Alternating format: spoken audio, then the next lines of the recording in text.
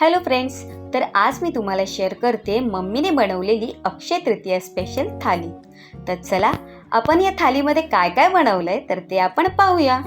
आता अक्षय तृतीया म्हटल्यावरती गोडाधोडाचा नैवेद्य तर आलाच। तर मम्मीने बनवली होती मऊ मऊ अशी पुरणपोळी आणि ही पुरणपोळी पाहून तर माझ्या तोंडाला पाणी सुटलं। आणि त्यानंतर मस्त गरमागरम भजी, भात आणि कुरडई आणि सगळ्यात महत्त्वाचा पदार्थ म्हणजे सार। आता मम्मीने सार नक्की कसं बनवला हे तुम्हाला जर पाहायचं असेल तर छाया सुपर किचन या चॅनलवरती नक्की पहा। आणि सगळ्यात शेवटी म्हणजे आमरस। तर चला आता अक्षय तृतीया स्पेशल थाली तर तयार आहे। तर आता आपण मस्त टेस्ट वेस्ट करूया। तर सगळ्यात पहिली मी खाल्ली पुरणपोळी आणि पुरणपोळी एवढी यम्मी झाली होती। आणि त्यानंतर मी खाल्लं सार आणि भात।